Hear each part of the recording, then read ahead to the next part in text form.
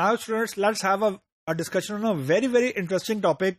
What are a pre-release defect?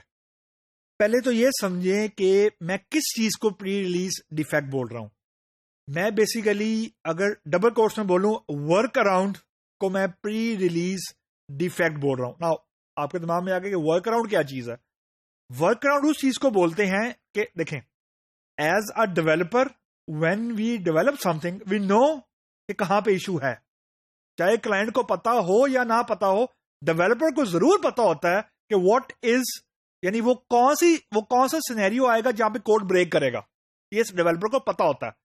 अब pre release defect ये होता है कि नॉन इश्यूज आप क्लाइंट को बता देते हैं कुछ कि यार अगर ये चीज, ये फ्लो आएगा या एक स्पेसिफिक फ्लो आएगा तो the code will show a particular message या पर्टिकुलर एरर, ताकि क्लाइंट को पता हो, यानी जो यूजर है उसे पता हो कि क्या चीज अभी फुली फंक्शनल नहीं है. ये तो होते हैं नॉन डिफेक्ट्स. कुछ ऐसे डिफेक्ट्स होते हैं जो डेवलपर को सिर्फ पता होते हैं and developer don't want them to के जो क्लाइंट है उससे पता लगे. ऐसे डिफेक्ट्स को हम लोग बोलते हैं डॉर्मेंट डिफेक्ट. डॉर्मेंट डिफेक्ट ये होता है कि अमूमन वो जो बहुत कॉमन केसेस होते हैं सॉफ्टवेयर की जो फ्लो के, वहां पे नहीं होते.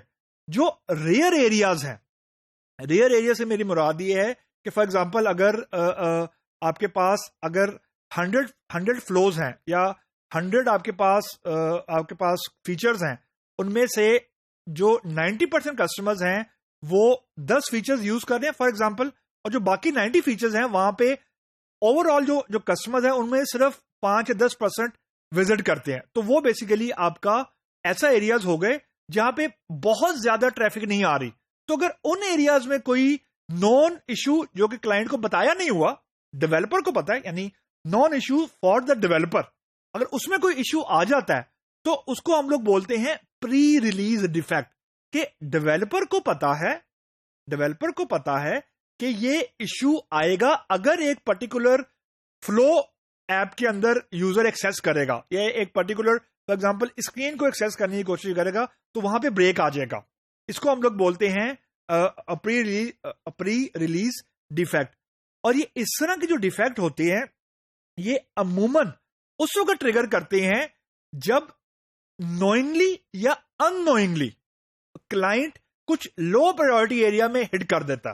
अब और डेवलपर को या जो भी टीम डिलीवर कर रही है, they have to assess, they have to जज बाय देमसेल्फ कि कोई ऐसा प्री रिलीज डिफेक्ट तो वो इंटेंशनली तो नहीं वो छोड़ रहे जिसकी वजह से कोई हाई प्रायोरिटी एरिया इंपैक्ट हो रहा है. क्योंकि अमूमन ये होता है, व्हाट आई हैव ऑब्जर्व्ड, कि when ever you apply work around, तो आप एक बग को क्लोज या एक डिफेक्ट को फिक्स करते हैं ताकि क्लाइंट फॉर एग्जांपल उसकी सेटिस्फेक्शन हो जाए at the cost of opening other for example defects.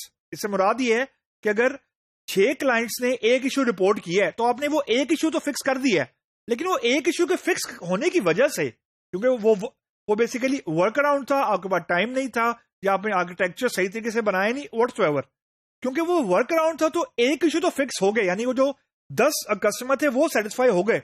लेकिन उस एक वर्क अराउंड की वजह से बाकी 2 इश्यूज और ओपन हो गए, और हो सकता है वो 2 इश्यूज जो ओपन हुए हैं वो 100 कस्टमर्स रिपोर्ट कर दें. So you have to strike a balance. और इसका जो क्रक्स है, वो क्रक्स बड़ा मजे का है. वो क्रक्स ये है कि there is actually no a perfect yardstick कि क्या चीज हम as a pre release defect allow कर दें और क्या as a pre release defect allow ना करें. देयर इज नो स्टैंडर्डाइजेशन, यानी कोई ऐसी बुक नहीं है, कोई ऐसा रूल नहीं है which I can tell you कि okay if you are allowed to have 6 pre release bug और you are allowed to have at least 2 pre release bug. ऐसी कोई चीज नहीं है. ये वेरी करती है, यानी ये सॉफ्टवेयर की नेचर, क्लाइंट की नेचर से वेरी करती है, क्योंकि हर प्रोजेक्ट की स्पेसिफिकेशन डिफरेंट है. This is where actually agility component of software comes in. यानी you can not compare software with construction. यानी आप एक घर से सॉफ्टवेयर को आप कंपेयर नहीं कर सकते. दोनों की नेचर डिफरेंट है, and that is a clear indication और clear example how much they are different actually.